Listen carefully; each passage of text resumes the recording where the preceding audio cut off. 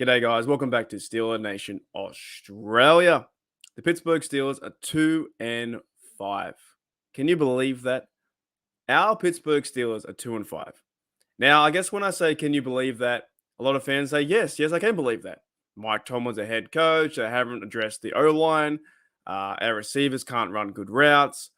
Deontay dropping balls. Najee Harris might look like a bust, into his second year.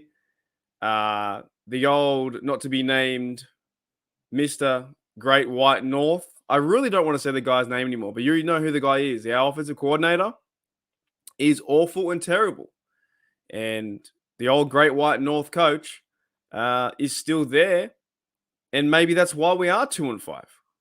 But I don't know what direction this little vodcast, blogcast, podcast, cast, ironcast, Steelercast, what's going to happen? But it's a funny time, isn't it? Being a Pittsburgh Steelers fan, this is our time after Big Ben. We had Big Ben for 18 years. I had Big Ben for 18 years. I'm now 32 years old. Coming into Christmas and Christmas Eve coming up very shortly, I will be 33 years old. Right? I've been an Australian fan for 20 odd years. 20 odd years. Now, this is looking like it's going to be 2-6 for our Pittsburgh Steelers heading into the bye. Of course, we might get TJ Watt back. There was news before about getting TJ Watt back.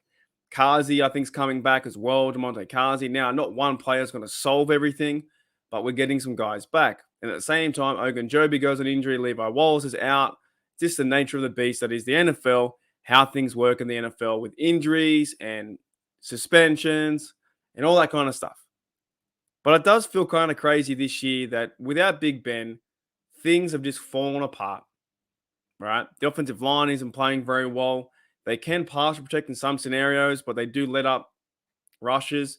They cannot promote the football forward at all. Running the ball, their offensive line and the running game, I believe, is about 3.4 yards per carry. It's not good enough. It needs to be higher. Average yards per game, I believe, is about 280. Points per game is 14.6. Just not good enough. It's not good enough overall. And when I say that the Steelers are 2-5, you're thinking the season could be over. But the funny thing is, guys, we're going to watch regardless. And speaking of watching, I do appreciate you guys checking out Steeler Nation Australia. If you haven't yet, hit that sub, hit that like. I'm on the road to 900. And then once I get to 900, the next goal is 1,000. And I'm treating this as my part-time job. So I do Uber Eats at night or in the day or vice versa. When I'm not making videos, I'm out there driving. But I do want to try and get to 900 if I can. Hopefully soon. That's the goal. And speaking of goals, the Pittsburgh Steelers right now don't seem like they have any short-term goals, nor do they seem like they have any long-term goals. They're 2-5. They got their victories from the Bengals. If we go back to the very start of the season, they won that game from 2 missed field goals, one going out to the right, and one being Minka Fitzpatrick blocking the field goal. And the Steelers snuck away with that win, went 1-0, right? We then upset the Bucs. But Tom Brady looks absolutely awful. It looks like Tom Brady should have retired and stayed retired. He looks really washed up. He can't run the ball. He's even his arms off. Him and his receivers aren't connecting. He looks tired, old, and slow. But Tom Brady's 45 years old. So the Steelers went and beat the Buccaneers, who are going through that transition. They had Brady for the Super Bowl, but now they could be back to square one once he leaves, maybe the end of this year. I think it could be time for Tom Brady to really hang up the bootlaces after this year. But with Tom Brady, you just don't know. So the Pittsburgh Steelers got two wins. And they could have had several more. They could have beaten the New England Patriots, and they could have easily beaten the Dolphins, but they couldn't muster a drive in 7 turns to go down the field to get 3 points at least. Chris Boswell could have had a few chances to kick, 1 or 2 field goals to maybe even make it a tie, but that never happened. The old Great White North, don't want to say his name. I'm kind of oversaying his name. I might not even say his name until he does get fired or gets demoted and somebody else takes his place. The old Great White North coach is not putting him in the best chance to win or the best position to win. Offensively, this team stinks. And offensively, this team might be one of the worst teams in Pittsburgh Steelers history. Now, I'm not going to go all the way back to 1933 or to 1950 when they couldn't score points because football was different back then. But maybe in recent history, this team is overall absolutely terrible. But let's try and end on a positive. Okay, let's end on a positive. The Pittsburgh Steelers are versing the Philadelphia Eagles. This is one massive, massive, massive trap game if I ever saw one.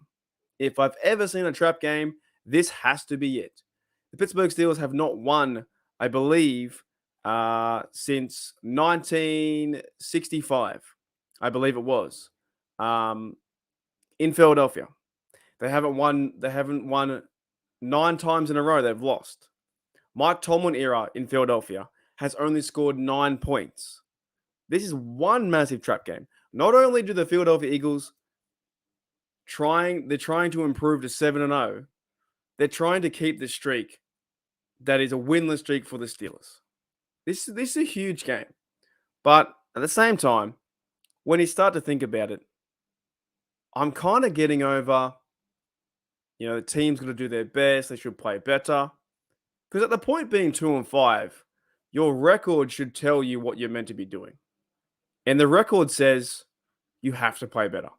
That's what it says. You're 2 games away from 2 games away behind the Ravens, have a chance to catch up. All right, or 3 games away from the Ravens, and you haven't played them yet. You haven't got TJ Watt back yet. But your record should tell you exactly what you need to hear. That you're a bad football team and you need to get better. And all we can do, guys, is watch our team and see what happens. But I would like to see this team actually score some points. I would like to see the Great White North offense move the football down the field, target Pickens, target Muth, get Najee involved, actually move this football down the field.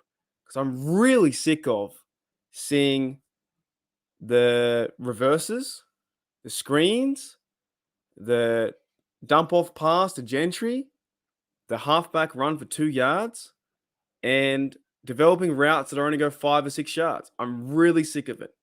So the Great White North offense needs to wake up.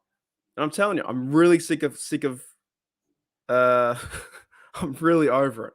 I'm so over it. The offense is boring, it's stale, it's terrible. Anyways, guys, let me know in the comments below. Put in your score predictions. If you made it this far, put in your score predictions. And if you made it this far, hit that sub, hit that like. I do actually have, I believe the Steelers will lose this game. I'm going to say, I'll say 34 Eagles. I don't see the Steelers scoring points. 34 Eagles, Steelers. I hate to say it, 13. I really don't. I don't think they're going to score points. Until they prove me wrong otherwise, I don't see them scoring points. I really don't. So Eagles 34 and Steelers 13.